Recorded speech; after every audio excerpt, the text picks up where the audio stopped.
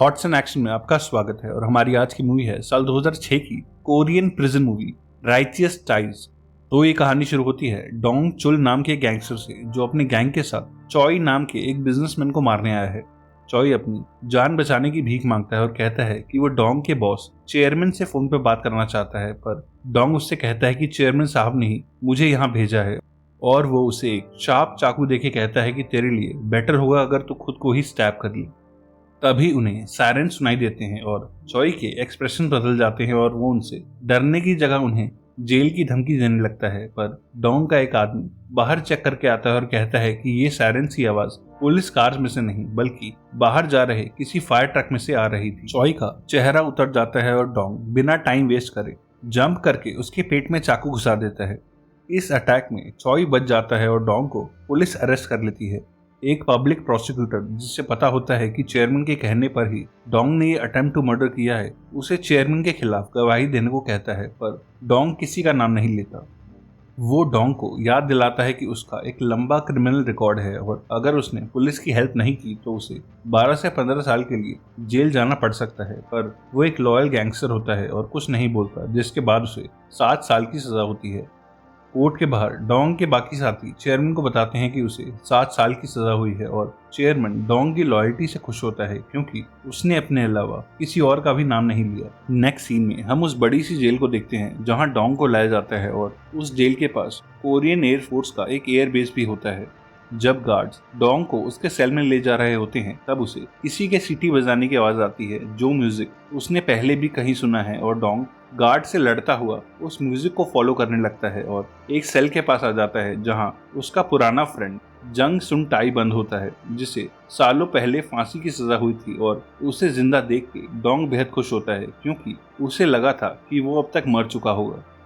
अगले दिन दोनों दोस्त कॉमन यार्ड में मिलते हैं जहां कई कैदी जंग के सामने अपना सर झुकाते हैं क्योंकि वो यहां उन कैदियों के साथ रहता है जो या तो डेथ रो पे फांसी का वेट कर रहे हैं या उम्र कैद काटने आए हैं और कभी यहां से बाहर नहीं जा पाएंगे। जंग डोंग से पुराने दिनों की बातें करने लगता है और पूछता है कि उसके फादर कैसे हैं और डोंग उसे बताता है कि उसके फादर की 1 साल पहले डेथ हो चुकी है। साथ ही वो उससे माफी मांगता है क्योंकि वो उससे कभी जेल में मिलने नहीं आया। लंच टाइम में जंग उसे अपने बाकी सेलमेट से मिलवाता है और वहीं डोंग एक बुली गैंग मेंबर को नोटिस करता है जो नए आए कैदियों को डरा के उनसे अपने काम करवाता है। पर डोंग को जंग के साथ देख के वो कभी उसे तंग नहीं करता क्योंकि उसे पता होता है कि ये लोग सीरियस गैंगस्टर्स हैं। नेक्स्ट सीन में हम डोंग के गैंग लीडर चेयरमैन को चॉय नाम के उसी बिजनेसमैन के पास देखते हैं जिसे डोंग ने स्टैब करके हॉस्पिटल में पहुंचाया है। चेयरमैन कहता है कि उसे चॉय की कंडीशन देख के बुरा लग रहा है, पर उसे चेयरमैन का बिजनेस प्रपोजल नहीं ठुकराना चाहिए था। और चॉय कहता है कि मैं तुम्हारे साथ बिजनेस करने को तैयार हूँ, पर तुम्हें अपने उस गैंग मेंबर को मारना होगा जो मुझे चाकू मार के जेल गया है। इस मीटिंग के बाद चेयरमैन अपने घर आता है और स्विमिंग पूल में अपने आदमी से कहता है कि चॉय से हमारे गैंग को लाखों का बिजनेस मिल सकता है और उसे खुश रखने के लिए डोंग को मरवाना होगा। नेक्स्ट सीन में हम किम को देखते हैं जो डोंग का बचपन का दोस्त और उसी की तरह चेयरमैन के गैंग में काम करने वाला एक लड़का है। वो एक गोल्फ क्लब की पार्किंग में डोंग की गर्लफ्रेंड यांग से मिलता है और कहता है कि उसे डोंग के जेल जाने का अफसोस है और यांग को एक बार डोंग से मिलने जेल जाना चाहिए, पर यांग उससे मिलने के लिए मना कर देती है। अगले दिन चेयरमैन अपने लॉयर और कुछ आदमियों के साथ जेल जाके डोंग से मिलता है और उसे अपनी लॉयल्टी के लिए थैंक्स कहता है और डोंग अपने बॉस को देख के बेहद खुश होता है। चेयरमैन कहता है कि वो उसकी बेल करवाने का ट्राई कर रहा है, पर असल में वो उससे यहाँ आखिरी बार मिलने आया होता है क्योंकि उसका प्लान डोंग को जेल में ही मरवाने का होता है। डोंग कहता है कि वो अंदर बेहद खुश है और यहाँ उसे जंग भी मिल गया है, जो सुन के चेयरमैन थोड़ा अपसेट हो जाता है क्योंकि जंग और उसके गैंग के साथ रहने की वजह से डोंग को अंदर मरवाना थोड़ा मुश्किल होगा। उधर किम कुछ पैसे लेके डोंग के पेरेंट्स के घर जाता है जो खेती करते हैं और एक छोटे से घर में रहते हैं। किम डोंग के बचपन का फ्रेंड होता है, इसलिए वो उसे अपने साथ लंच करवाते हैं और किम उन्हें बता देता है कि डोंग को जेल हो गई है। डोंग के पेरेंट्स को ये सुन के कोई शौक नहीं होता क्योंकि वो बचपन से ही गैंग एक्टिविटीज में इन्वॉल्व था। और किम वॉल पे लगी एक पुरानी फोटो देखता है जिस फोटो में वो डोंग और जंग होते हैं जो तीनों बचपन के दोस्त हैं। और किम बचपन के वो दिन याद करता है और उसे ये रियलाइज होता है कि आज उन तीनों में से सिर्फ वही बाहर है और बाकी दोनों जेल में हैं। उधर जेल में सभी कैदी और गार्ड्स के सोने के बाद डोंग का एक सेलमेट एक सीक्रेट टनल का दरवाजा खोलता है और उसके सेलमेट्स उसे बताते हैं कि वो जेल से भागने के लिए सालों से एक अंडरग्राउंड टनल खोद रहे हैं। वहीं पास के एक सेल में हम मून सू नाम के एक नए कैदी को देखते हैं जिसे वो बुली गैंग तंग करने लगता है और सेल्स की लाइट बंद होने के बाद वो लोग उसे बुरी तरह पीटते हैं। अगली सुबह जब सभी कैदी ब्रेकफास्ट कर रहे होते हैं तब डोंग देखता है कि मुनसू शर्म से अपना चेहरा छुपा रहा है और वो डोंग और जंग के सामने ही रोने लगता है। मुनसू की हालत देख के डोंग को गुस्सा आ जाता है और डाइनिंग एरिया में ही वो बुली गैंग पे टूट पड़ता है और उन्हें सबके सामने पीटने के बाद वार्न करता है कि दोबारा कभी मुनसू को हाथ न लगाएं। इस लड़ाई के लिए गार्ड्स डोंग को सॉलिटरी में फेंक देते हैं और जब किम अपने एक आदमी के साथ उससे मिलने जेल आता है तो गार्ड्स उसे बताते हैं कि डोंग सॉलिटरी में है और वहां से बाहर आने के बाद ही उसे किसी से मिलने दिया जाएगा। उधर चॉई चेयरमैन और उसकी गैंग को अपनी बड़ी सी डिस्टिलरी दिखाता है जहां जापानीज ब्रांड की विस्की बनाई जाती है और वो उसे इस बिजनेस का 40% हिस्सा देने के लिए मान जाता है। पर चॉई कहता है कि वो ये डील तभी करेगा जब तुम्हारा वो डोंग नाम का आदमी मरेगा और चेयरमैन डोंग को मारने के लिए अपने गैंग पे प्रेशर बनाने लगता है।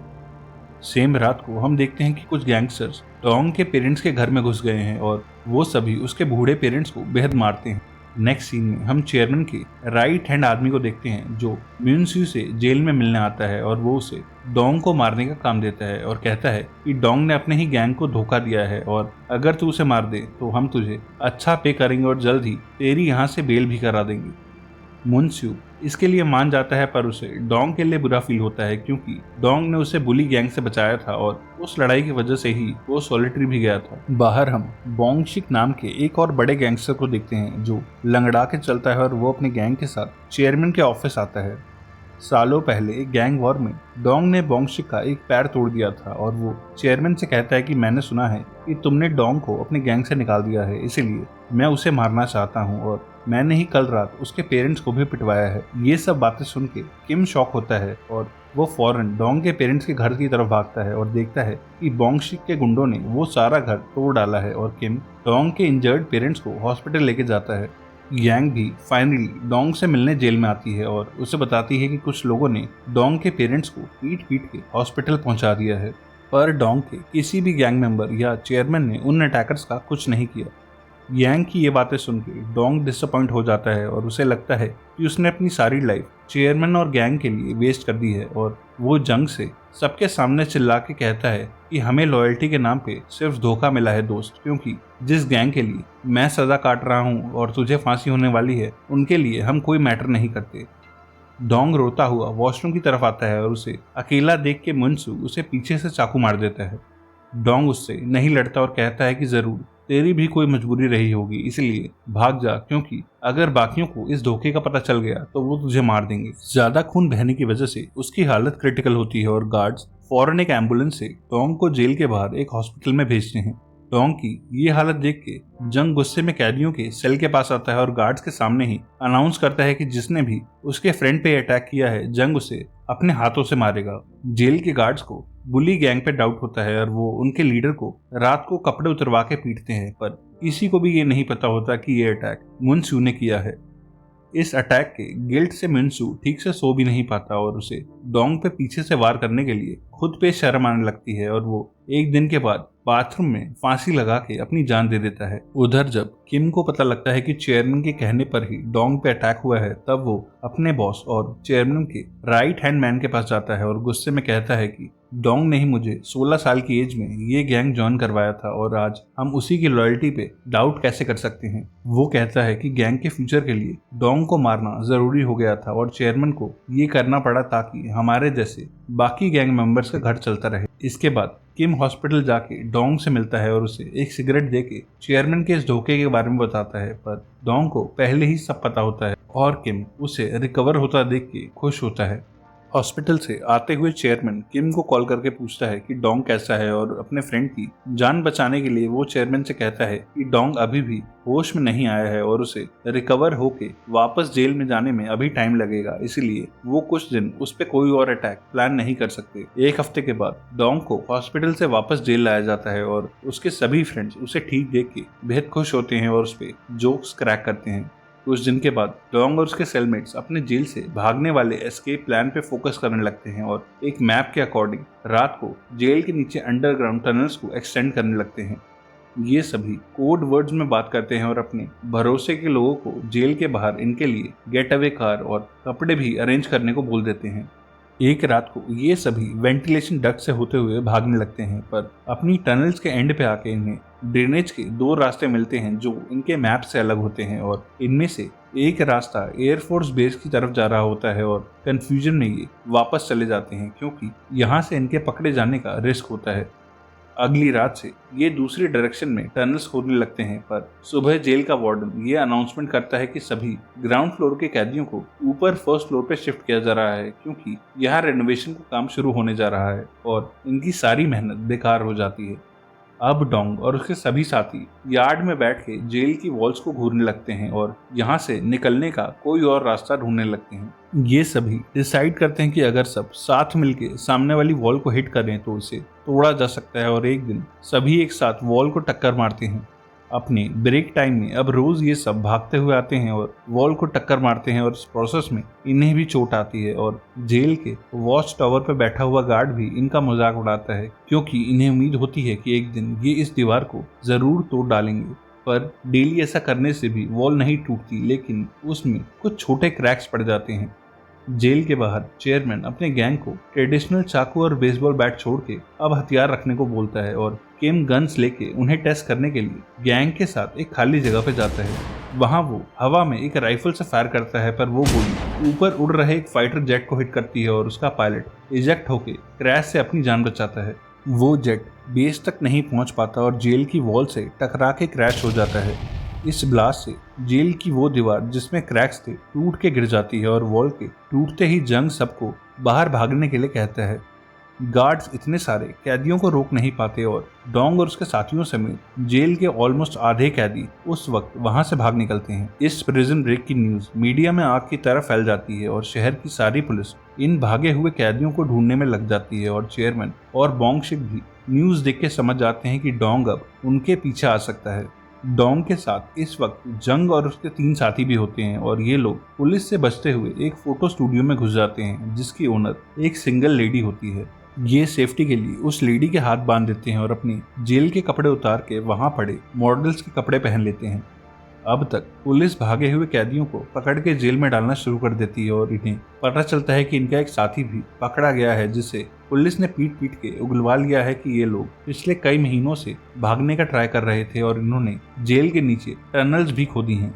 अगले 2 दिनों में पुलिस हर भागे हुए कैदी को पकड़ लेती है। बस डोंग और उसके चारों दोस्त ही अभी भी बाहर होते हैं और इनके चेहरे अब न्यूज में आने लगते हैं। वो लेडी भी अब तक समझ जाती है कि इनकी इंटेंशंस बुरी नहीं है और वो अब इन्हें गेस्ट की तरह ट्रीट करने लगती है और इनके लिए खाना भी बनाती है और सालों बाद घर का खाना खा के सभी बेहद खुश होते हैं। गैंग भी सीक्रेटली इनसे मिलने आती है और सबको थोड़े से पैसे और एक सेलफोन देती है। डोंग यांग से अकेले में बात करता है और कहता है कि इस रिलेशनशिप का कोई फ्यूचर नहीं है क्योंकि या तो मैं पकड़ा जाऊंगा या पुलिस के हाथों मारा जाऊंगा, इसलिए वो यांग से हमेशा के लिए गुड बाय कह के ब्रेकअप कर देता है। अब ये पांचों उस लेडी के घर से बाहर आ जाते हैं और आइसोलेटेड रोड पे आगे का प्लान डिस्कस करने लगते हैं। डोंग सबसे कहता है कि तुम सब चाहो तो ये शहर छोड़ के जा सकते हो, पर मैं यहाँ रुकने वाला हूँ क्योंकि मुझे उन लोगों से हिसाब पूरा करना है जिन्होंने मेरे पेरेंट्स को मारा था। सभी कहते हैं कि वो भी इस लड़ाई में उसका साथ देंगे और ये सभी बोंगशिक के एक वेयर हाउस तक पहुंच जाते हैं और उसके सभी आदमियों को बुरी तरह पीटते हैं। बोंगशिक वहां नहीं होता, पर डोंग उसे ढूंढ निकालता है और एक सिग्नल पे एक चाकू लेके उसकी कार में घुस जाता है और उसे स्टैब कर करके उसकी जान ले लेता है। उधर बोंगशिक का सुन के चेयरमैन भी शहर छोड़ने की प्लानिंग करने लगता है क्योंकि उसे डाउट होता है कि डोंग उसे मारने भी आएगा। डोंग अपने साथियों से विदा लेके अकेले चेयरमैन के ऑफिस के बेसमेंट तक पहुंच जाता है जहां किम उसके सामने आता है और उसी के पीछे चेयरमैन का पूरा गैंग भी होता है। किम उससे कहता है कि भले ही डोंग उसका बचपन का फ्रेंड है, पर चेयरमैन उसका बॉस है और अगर डोंग को चेयरमैन तक पहुंचना है तो उसे पहले किम को मारना होगा। इसके बाद दोनों चाइल्डहुड फ्रेंड 1-on-1 लड़ते हैं और डोंग किम को इस फाइट में हरा देता है। वो किम को अपने रास्ते में ना आने के लिए वार्न करता है, पर अब उसके सामने एक पूरा गैंग होता है और तभी जंग के साथ उसके तीनों साथी भी सीटी बजाते हुए उसी बेसमेंट में आ जाते हैं और डोंग के साथ उस गैंग से भिड़ जाते हैं। इस डेडली लड़ाई को देख के चेयरमैन वहां से भाग निकलता है और डोंग भी एक कार लेके उसके पीछे जाने लगता है, पर बेसमेंट के बाहर ही किम एक हैंडगन के साथ उसे रोकने के लिए खड़ा हो जाता है।